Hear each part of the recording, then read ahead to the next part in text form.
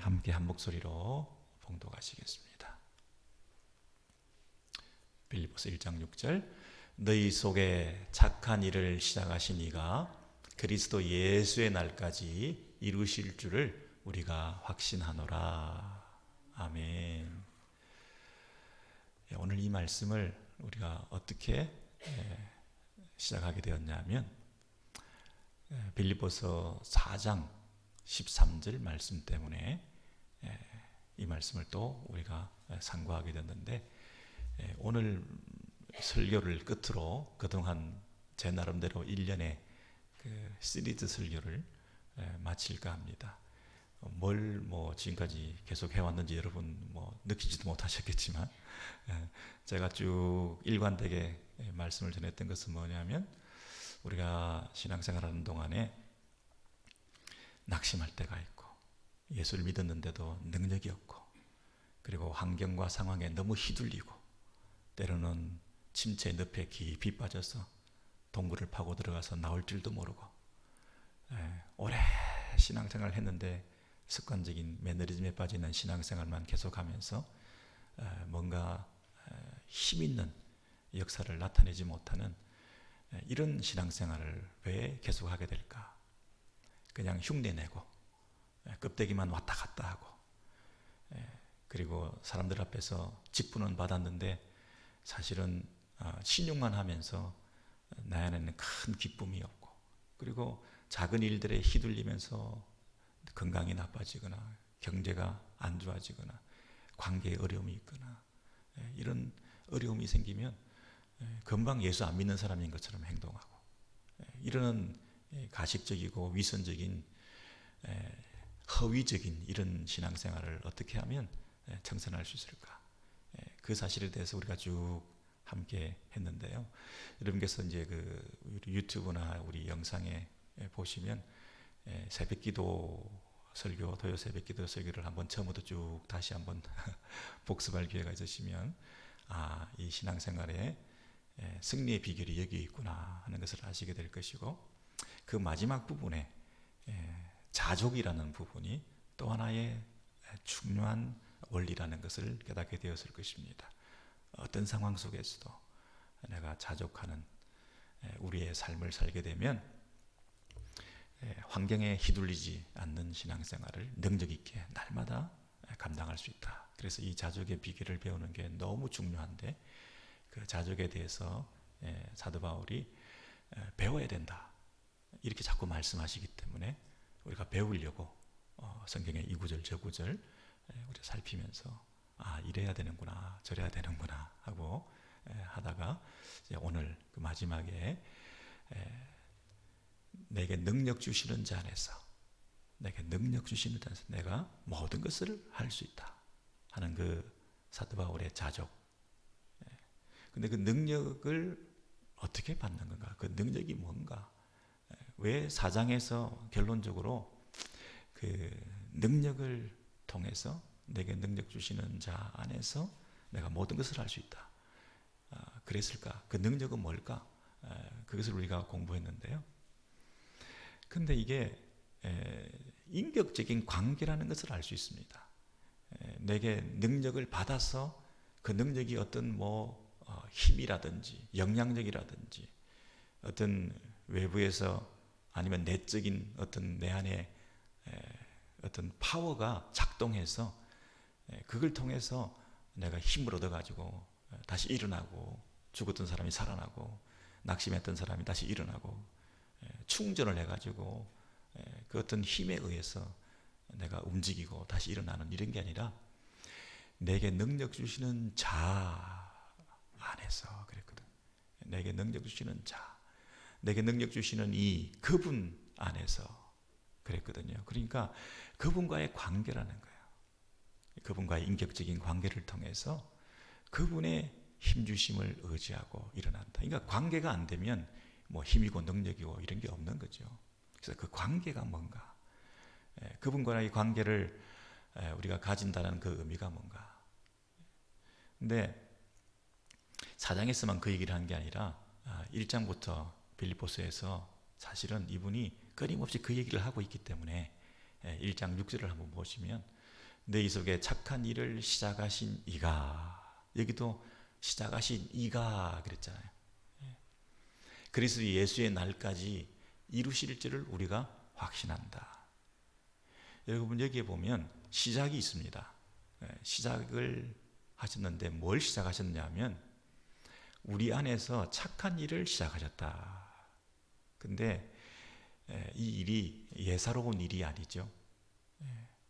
우리는 죄인이고 우리는 죽었고 우리는 하나님과 관계가 끊어진 상태였는데 하나님과의 관계를 회복하고 우리의 죄 문제를 해결해 주셔서 이제 하나님과의 생명력 넘치는 교제권을 회복할 수 있는 그 일을 그분이 시작하셨다는 뜻이잖아요.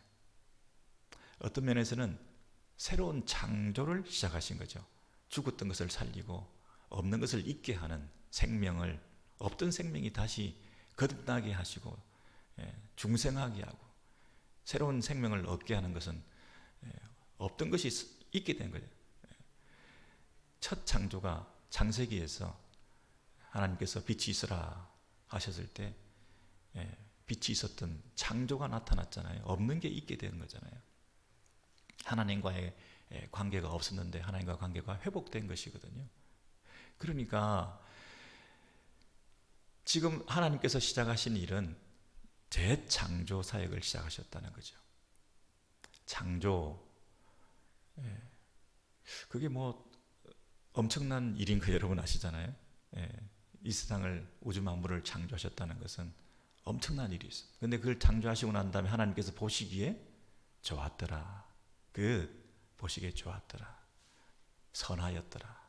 근데 그게 망가졌거든요. 보시기에 좋지 않게 되었거든요. 근데 다시 보시기에 좋은 착한 일, 착하다는 말은 그것이라는 말이에요. 선하다는 말이죠. 그 선한 일을, 그 하나님의 창조를 회복하는 일을 시작하셨다는 거예요. 그 무엇을 통해서 시작하는 거예요? 우리 안에 우리 인간들을 새롭게 하시는 것을 통해서 온 세상 우주 만물을 다시 회복하시는 일을 시작하시는 거죠. 여러분, 우리 빌립보 교회를 향해서 너희 교회 가운데 하나님께서 이 일을 시작하셨다. 그러면 교회라고 하는 것의 그 정의는 뭔가요? 우리 오렌지힐 교회는 왜 모여 있나요? 오렌지힐 교회는 무엇으로부터 기원했나요? 오렌지힐 교회는 어디로 가고 있나요? 오렌지힐 교회는 그 소속이 어딘가요? 오렌지힐 교회는 그 정체가 뭔가요? 오렌지힐 교회는 무엇을 목적으로 살고 있나요? 오렌지힐 교회는 왜 여기서 이렇게 예배드리고 어떤 일을 도모하고 함께 모여서 뭔가를 하려고 하고 있나요? 우리가 예수를 본받는다. 예수를 본받기 위한 모임이다. 예수님의 가르침을 배우는 모임이다. 예수님의 가르침을 배웠을 뿐 아니라 그것을 실천하는 모임이다. 이런 정도로 우리를 정의 내려서는 좀 부족하죠. 우리가 어떤 공동의 목표를 가지고 그 목표를 추구하는 정당이다. 우리는 어떤 커리큘럼을 이수하기 위한 교육기관이다. 배움의 학습 공동체다. 이런 정도로는 교회를 정의 내리기가 좀 어렵죠. 우리는 예수를 따르는 자다. 예수님을 본받는 자다. 예수님의 가르침을 배우는 자다. 예수 믿는 사람들이 모여서 살아가는 사람들이다. 이런 정도로만 교회를 정의 내리기가 좀 어렵죠. 그게 틀렸다는 얘기가 아니라 우리는 우리 안에 하나님께서 새로운 일을 시작하신 하나님이 지금 일하고 계시는 공동체라는 거예요. 우리는 우리끼리 모여서 어떤 목표를 위해서 추구하고 우리끼리 모여서 뭔가를 배우고 따르고 우리가 생각하는 바를 실현하기 위해서 의논하고 그것을 추구해가는 우리끼리의 모임이 아니라 심지어 예수라는 분을 따르기로 하기 위해서 모여있는 예수님의 좋은 그 삶을 모범적으로 따라가기 위한 이런 어떤 공동체로 모여있는 데가 아니라 하나님께서 우리를 통해서 우리 안에서 그 일을 하고 계시는 그런 공동체라는 거예요. 이것은 하나님의 능력이 나타나고 있고 창조의 능력이 나타나고 있고 없는 것을 있게 만드시고 변하지 않는 것을 변하게 만들기도 하시고 오래 얽어 매어 있는 굳어 있는 것들을 다 해체시키시며 새롭게 수술하시기도 하시고 절대로 다시 만날 수 없고 절대로 회복될 수 없는 관계를 기적적으로 회복해 주시기도 하시고 묵어 있는 땅에 생명이 기경되어서 그 땅이 다시 회복되는 옥토가 되기도 하게 하시고 상상도 못하는 재창조의 역사가 그 창조의 능력이 나타나고 있는 공동체라는 거예요. 이런 기대와 이런 확신을 가지지 않고서는 교회에 대한 소망을 둘 수가 없죠. 사도 바울이 뭐라고 그랬습니까? 확신하노라. 여러분 사도신경에 보면 교회를 믿는다라는 대목이 있어요. 교회를 믿습니다. 그럼 교회를 믿습니까? 무슨 교회를 믿을 만한 대상이 교회라고 말할 수 있겠어요? 못 믿을 대상이 교회죠. 증오의 대상이고 아픔의 대상이고 나를 힘들게 했던 교회를 향해서 우리가 소망을 가지고 있을 수 있겠어요?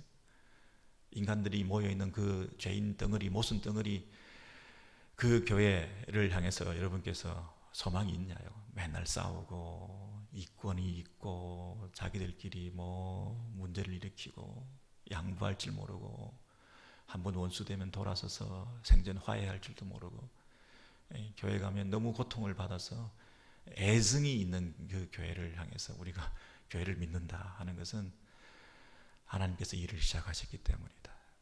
그런데 그 하나님의 능력이 어떤 능력이냐면 창조의 능력이다. 창세기에 그 없는 게 있게 된 그 능력이 이 교회 안에 지금 역사하고 있다는 것이죠. 우리 안에, 저와 여러분 안에 그 일을 지금 이루어 가시는 것을 믿고 시작하셨을 뿐 아니라 그것을 완성하실 것을 내가 믿는다. 내가 교회를 믿는다. 2장 10절 이하에 가셔서 보시면요. 2장 12절 13절에 가서 보시면 2장 12절 13절에 보시면 그러므로 나의 사랑하는 자들아 너희가 나 있을 때뿐 아니라 더욱 지금 나 없을 때도 항상 복종하여 두렵고 떨림으로 너희 구원을 이루라. 13절 같이 읽습니다. 시작. 너희 안에서 행하시는 이는 하나님이시니 자기의 기쁘신 뜻을 위하여 너희로 소원을 두고 행하게 하시나니 그랬습니다. 13절 보시면 너희 안에서 행하시는 이 그랬죠. 또 이게 뭐 어떤 영향력이나 어떤 에너지를 입어서 할 수 있는 게 아니라 인격적인 그분이 역사하시는 그분이 계시기 때문이라는 거죠. 너희 안에서 행하신다. 그분이 행하신다. 그런데 그 밑에 보면 행하게 하시나니 이게 무슨 뜻입니까?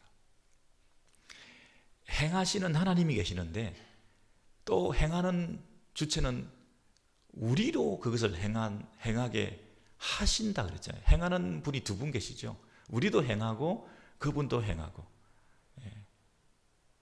우리가 가만히 있는 게 아니라 그분이 행하기 때문에 우리는 아무것도 안 해도 되는 게 아니라 그분이 행하시는데 어떻게 행하시냐면 우리로 행하게 하셔서 행하신다는 거예요. 그런데 우리로 행하게 하려면 우리 안에 뭘 두시느냐 하면 소원을 두고 그랬습니다. 영어 표현을 보시면 아시겠습니다만 both A and B예요.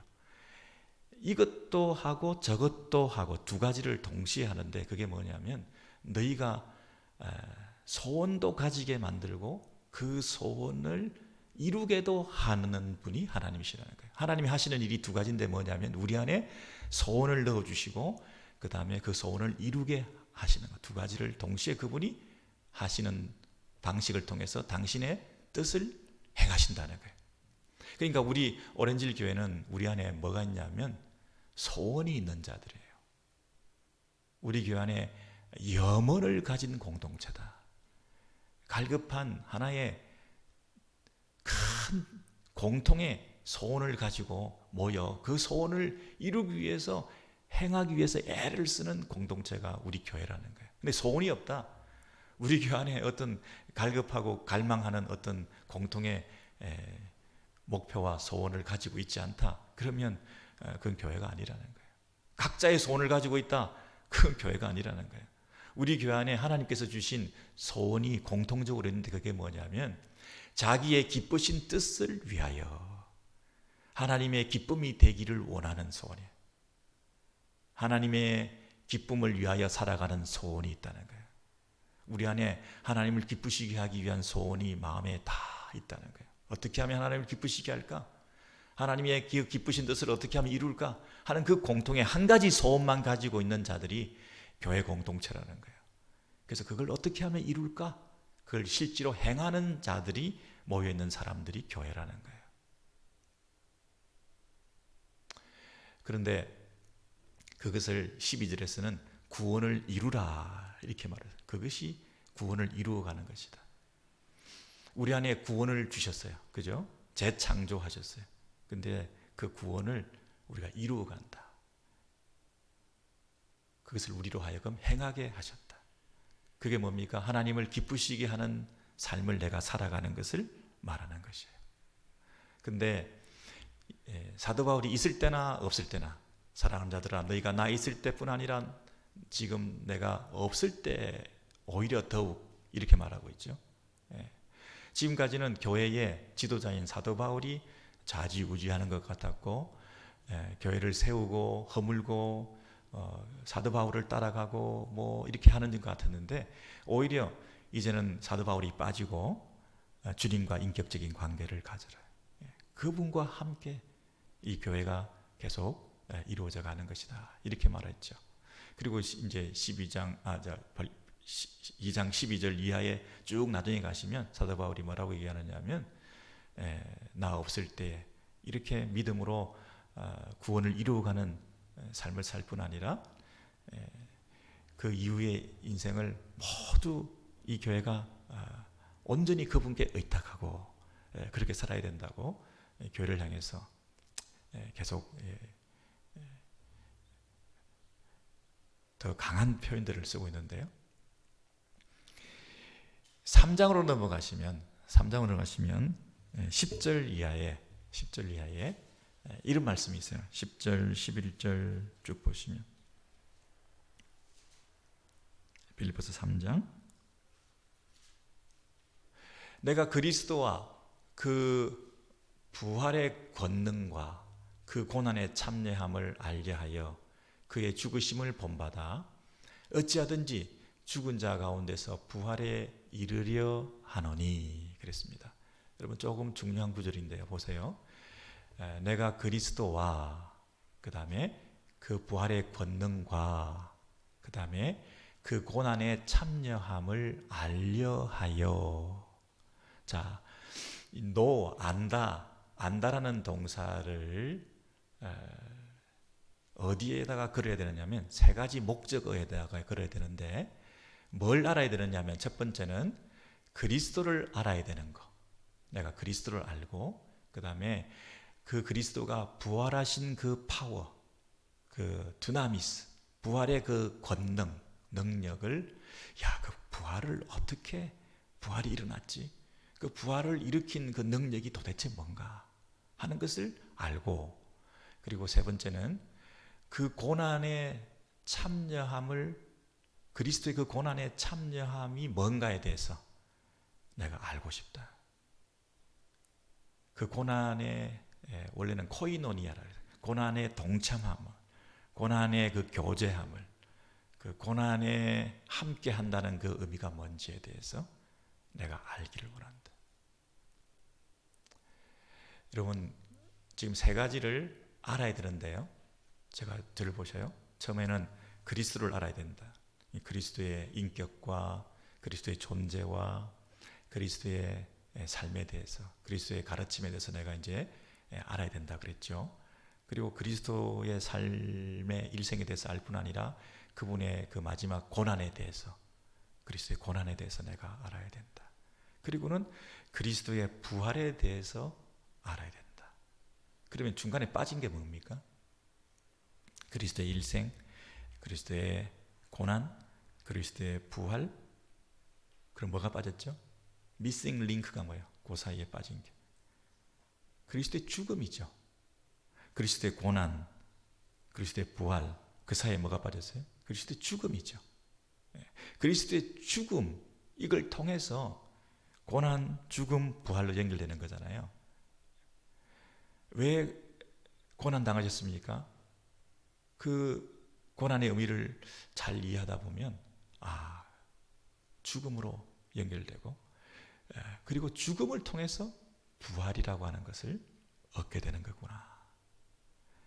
그가 죽음을 통해서, 고난을 통하여, 죽음을 통하여 영광의 부활에 이르게 된 그의 전 삶을 우리가 볼 때, 내가 그리스도를 따라가는 사람으로서 내가 지금 할 수 있는 건 뭐냐면, 살아있는 동안에 내가 할 수 있는 것은 그분의 일생, 그분의 고난, 그리고 그분의 그 부활, 이것에 대해서 내가 생각하고 연구하고 많이 알고, 자, 그러면 그 부활에 대해서 내가 알게 되었다면 그 부활을 이루기 위해서 내가 필연적으로 통과해야 될 것이 뭐냐면 죽음이라는 거예요. 죽음. 내가 죽음을 통해서 그 부활의 영광에 이르게 되는 것이구나. 잘 알 수는 없지만 그분의 부활에 대해서 생각할 때 어떻게 부활을 이룰 수 있었을까? 그 부활에 나타난 하나님의 권능이라는 게, 그 능력이라는 게 도대체 뭐였었을까?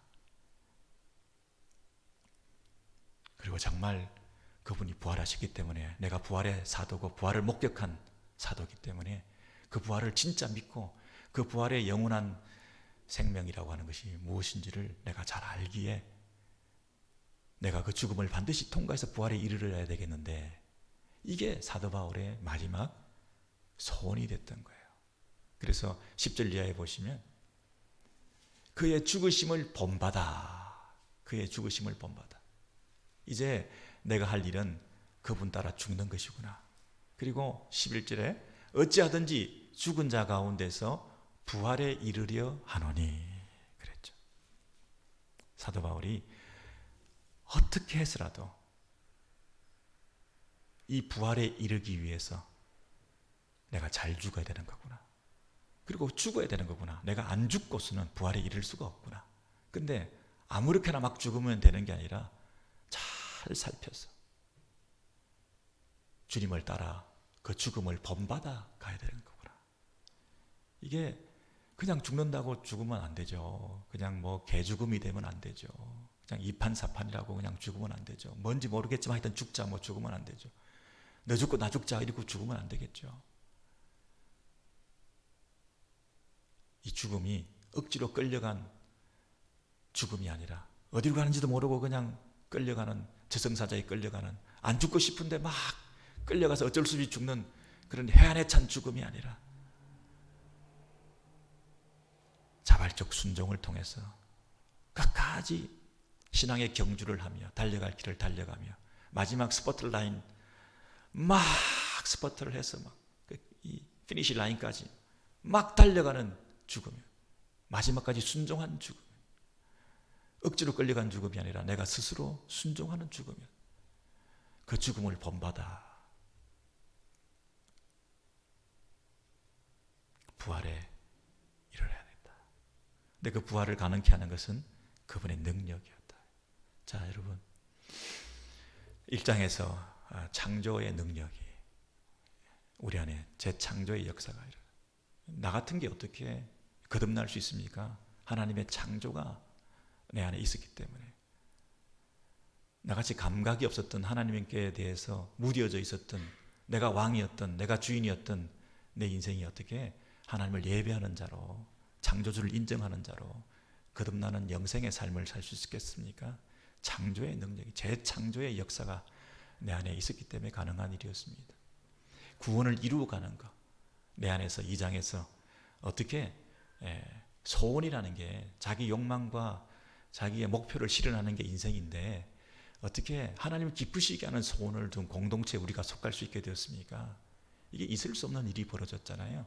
이 일이 어떻게 가능하게 되었습니까? 그분 안에서. 그분이 하신 일이고, 그분이 행하신 일이고, 그분이 능력 주셔서, 그분이 나와 함께 계시기 때문에, 그분이 내 안에서 일하고 계시기 때문에 가능한 일이죠. 우리 교회 안에 하나님이 계시기 때문에 이 교회 공동체가 그분을 기쁘시게 하는 삶을 살아가는 방식으로 가고 있는 것이지, 그분이 안 계시고 그분을 모시지 않으면 만인에 대한 만인의 투쟁이죠. 다 왕노릇하고 사사기 시대가 재현되는 거죠. 자기 소견에 옳은 대로 행하는 이상한 집단이 되는 거죠. 모양만 교회지 이 세상보다 못하는 집단이 되는 거죠. 근데 하나님이 내 안에 계시기 때문에, 우리 안에 계시기 때문에 그 구원을 이루어 가는 거죠. 하나님을 기쁘시게 하는 삶을 살아가는 희한한 공동체가 된 거죠. 뿐만 아니라 부활의 능력이, 부활의 능력이. 그래서 우리를 영원히 살게 하실 뿐 아니라 그분을 기쁘시게 하는 삶을 살도록 하는 공동체가 모여서 내가 이 땅에서만 사는 것이 아니라 영원히 사는 그 부활을, 죽음에서 다시 일어나게 하는 그 부활을 우리가 힘입어서 그 능력이 역사하는 그 공동체가 되는 거죠. 근데 그 일은 어떻게 가능하냐면 그분을 본받아 죽어야 되는 거죠. 그래서 우리 교회는 죽기 위해서 모인 공동체잖아요. 죽어야 부활하니까. 그런 이 부활의 능력, 창조의 능력, 구원의 능력, 성화의 능력, 영화의 능력을 우리가 덧입으면서 살아가는 자들이 되었을 때, 감옥 속에서 지금 사도 바울이 죽음을 앞두고 있는 상황인데요. 내가 돈 한 푼 성급히 받았다고 내가 희희낙낙하고, 내가 돈 좀 없어서 배고프다고 내가 죽을 듯이 초라하게 이렇게 살고 그러는 인생이겠냐. 나는 궁핍에 처하거나 풍부에 처하거나 배고프거나 배부르거나 내가 자족한다. 내가 그걸 너희들이 좀 알기를 원한다. 왜? 내가 부활의 능력을 덧입고 살고 있거든. 내 안에 하나님의 창조가 나타났거든. 이런 큰 그림을 가지고 있는 사도 바울이 자족의 비결을 배웠다. 너희들도 자족해야 된다. 이 땅의 환경적인, 상황적인, 물질적인, 관계적인 너의 건강의 문제 이런 것 때문에 일비하는 그런 인생 살지 말고 큰 그림을 가지고 하나님의 크신 계획 안에 너희들이 그 일이 시작되었고, 너희들이 초라하고 별볼일 없어 보이는 성도요 교회지만, 그러나 하나님의 관점에서, 하나님의 눈에서 볼 때 하나님이 시작하신 그 일, 너희를 통해서 이루시고자 하신 하나님의 그 재창조와 영원한 하나님 나라의 완성을 바라볼 때 네가 어떤 상황 속에서도 자족하기를 원한다 하는 그 말씀을 주신 거죠. 그리스도를 닮고 그리스도를 본받고 그리스도와 함께, 그리스도가 내 안에, 내가 그리스도 안에 계시는 것, 그것이 내게 능력 주시는 자 안에서, 그 능력은 죽음도 두려워하지 않고, 아니 오히려 내가 죽으려고 덤벼드는, 표현이 좀 이상합니다만은 뭐 죽자 사자, 뭐 이판사판, 뭐 너 죽고 나 죽자, 그런 죽으려고 덤벼드는 조폭들이나 세상에서도요 죽자고 덤벼드는 사람한테 이길 방법이 없어요. 근데 그런 저급한 수준의 그런 덤벼들미 아니라 하나님 나라의 영광을 바라보며 내가 죽어서 그 영원한 부활의 권능을 힘입어 그 영원한 나라에 내 구원이 완성되는 그 하나님의 면전에서 하나님을 찬송하고 내가 하나님처럼 되는, 하나님을 닮아가는 그 구원을 이루는 그 일에 우리가 포커스를 맞추고 가면 내가 죽어야 되잖아요. 죽음이 두렵지 않은 거예요. 가능하면 빨리 죽는 게 좋아요. 하나님 데려가시면. 그런 마음으로 소망하고 사모하는 심령이 이 땅에서 크고 작은 어려움이나 가난이나 이런 것들이 너를 슬프고 힘들게 만들겠냐. 그런 관점에서 우리가 참된 자족하는 사람이 될 수 있다. 이렇게 우리가 말씀해 주셨습니다. 우리 말씀 생각하시면서 우리 찬송 한장 하시겠습니다.